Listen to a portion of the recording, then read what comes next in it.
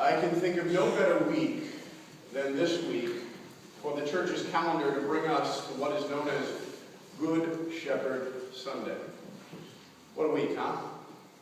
The events in Boston this past week remind us of the fact that we live in a world where terror and those things that threaten our lives as the sheep of the Good Shepherd Jesus are always going to be a reality of a world broken by sin. And as we heard the events of this past week unfold, we were reminded of the horror of death as that sweet little innocent 8-year-old boy, Martin Richard, lost his life as a result of this terrorism and this tragedy. We also, last week when we gathered together, we offered up prayers for a couple of other children. We remembered in the prayers the family of an 18-year-old who was baptized right here at this font in this church, who tragically died. Then I talked about how my son Hunter has a friend who's 15 years old who is suffering from stage 4 brain cancer. We don't need to look very far to see how we as the sheep of the Good Shepherd Jesus are constantly under attack. That there are all sorts of things that surround us that seek to snatch us out of the hand of the Good Shepherd.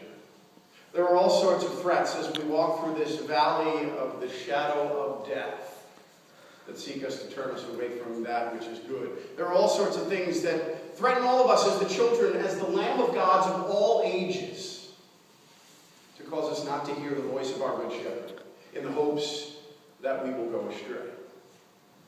Yet in the midst of all that, we come to this Sunday that is called Good Shepherd Sunday, every year on this fourth Sunday of Easter for a reason. It's to assure us and to remind us that no matter what surrounds us in the world, no matter how threatening it may be, the Good Shepherd always has a grip on us. A pastor tells a story of how during his childhood, his home church played a powerful role in not only sheltering him and protecting him, but leading him to the ministry. See, by the time this pastor was a teenager, both of his parents were home on full-time disability, didn't work anymore. And because of their illnesses, they quickly succumbed to prescription drug abuse. And as a result of that, the house turned into a place that was often filled with paranoia, with verbal abuse, and a dark cloud of depression often hung over that house. Yet in the midst of all that future pastor's home church and his home pastor would become another home. A home safer than the home that he grew up in and that he lived in. During his confirmation years, even though his parents wouldn't or couldn't take him to church because of their sickness, he would be able to listen to the sermon and to the service on the telephone ministry. They would pick it up and put it in a thing and be able to hear the whole service over the telephone. And then by the time he entered into high school, some of the other saints of the church took him under their wing. And they would go and pick him up and bring him to church and get him involved in youth group. And so by the time he was in high school, he was able to teach Sunday school. And by the time he was 16, the pastor started to get him involved in assisting at the altar, especially on Christmas Eve. That was one of his favorite times as he thinks about it and reflects back on it. And that pastor, by the time he had graduated from high school, had already realized that he wanted to follow the hand of the Lord and was interested in the holy ministry. But this journey was not without its bumps. As the pastor reflects back, he realizes the fact that as a teenager, he wasn't always the easiest person in the world, and sometimes he didn't always dress or act appropriately in church or as others would have expected him. He remembers often wearing corduroy jeans and sneakers, even when he was assisting on the altar. And he used to drive his pastor crazy because he would sit up in the balcony during church with his friends, sometimes not paying attention, and sometimes he would leave the hymnal on the edge of the balcony, teetering, about to fall down on the people below him. Yet in spite of all that, because of the saints of God that were there, because the Good Shepherd had his grip on him, his life turned out much differently than it could have. It could have gone down a very dark path, but instead he was led in the Lord's direction, a sheep following the Good Shepherd. That's what it means for us when we confess, the Lord is my shepherd. God knew exactly what he was doing when he talked about this relationship being between sheep and a shepherd. Sheep are not always the most attractive of animals. They're not the smartest. They can be easily led astray by their own desires, especially their hunger, and they can easily be fooled. They need the loving, protecting, caring, guiding hand of the shepherd to keep them in the flock, to keep them safe. And that's the assurance that we have in our good shepherd every single time we gather together as the people of God. In the reading from Acts, we were assured once again of the power of the resurrection from the dead.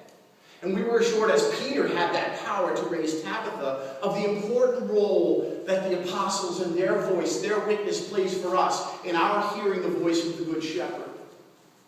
We confess together in David's beloved psalm, probably for all of us our favorite psalm, that even though we walk through this valley of the shadow of death, his rod, his staff, his grip will always guide us. And John painted in that epistle lesson the incredible picture of the end times. And he answered that question for us. Who are these, robed in white, and where have they come from? These are they who have come out of the great ordeal. They have washed their robes and made them white in the blood of the Lamb. They will hunger no more and thirst no more. The sun will not strike them, nor any scorching heat. For the Lamb at the center of the throne will be their shepherd, and he will guide them to springs of the water of life. And God will wipe away every tear from their eyes. We don't have to look very far to be reminded of the fact that as we walk through this valley of the shadow of death, many, many tears are shed. But as we walk, the assurance that we have as the baptized children of God, his little lambs, is that he is always with us, each and every day. We have that blessed assurance, no matter what, that the grip of the Good Shepherd is upon us to lead us and guide us and protect us. As a father of 4 children, I'm very well aware of the fact that there are days, how shall I say it, where it requires great patience and strength to raise our children, especially bring them up in the faith. But I'm also incredibly blessed by how much they have to offer to us and how much they teach us. This church is a sanctuary, literally a safe place. It is the sheep pen for God's sheep of all ages. There are going to be those days when the youth among us, they're going to drive us crazy. They may not always be dressed appropriately or act appropriately in church. But we don't know what's going on at home or inside. But God does. Our job is to get out of God's way. Let him be the shepherd who can get a grip on his sheep. And oh, by the way, if you haven't figured it out by now, the pastor I talked about earlier just finished your sermon. Amen. Amen.